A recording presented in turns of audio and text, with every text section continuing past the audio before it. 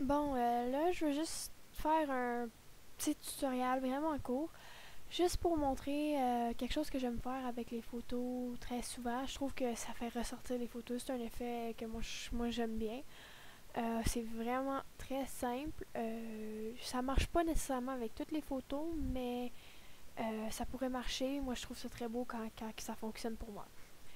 Euh, Là, j'ai une photo qui est pas très belle. C'est juste pour vous montrer l'effet que ça provoque avec la nature. Donc, on commence par faire une copie de l'arrière-plan. On peut peser sur CTRL-J. Ça fait une copie. Là, on va travailler sur notre copie. Première chose à faire, c'est choisir filtre ici en haut. Moi, je l'ai en anglais. C'est Photoshop CS4 en anglais, mais je vais tout vous dire ce que c'est en français. Donc, ça va être filtre. Après, ça va être atténuation. Après, vous allez choisir flou gaussien. Là, on peut choisir votre radius. Moi, je choisis 7 parce que je trouve que ça rend la photo floue, mais pas trop pour plus qu'on voit rien. On paye sur OK. Vous pouvez toujours changer 7, vous pouvez mettre 8, vous pouvez mettre 4, vous pouvez mettre n'importe quoi vraiment. C'est à votre goût. Là, on peut voir que la photo est pas très très belle.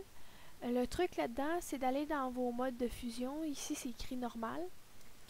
Vous changez ça. Là, c'est en anglais, mais vous allez choisir incrustation ou overlay en anglais. Là, on peut voir que la photo, elle devient vraiment comme un peu comme un rêve. C'est très... ça brille un peu.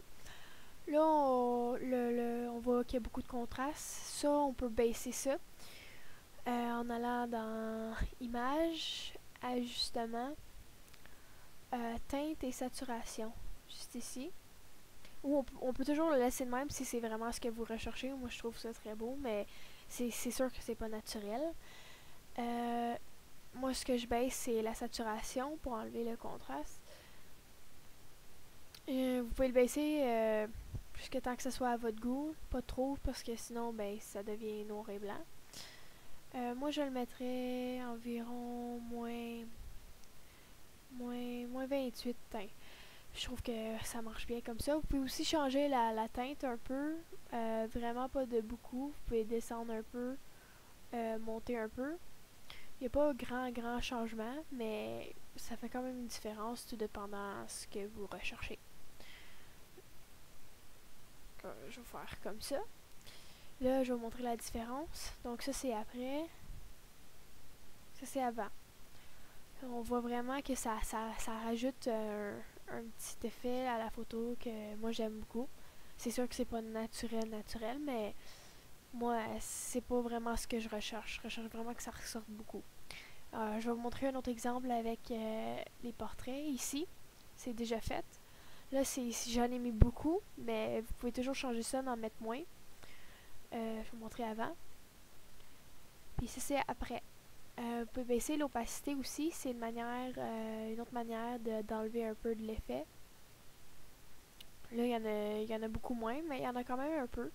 Donc, c'est vraiment à votre choix.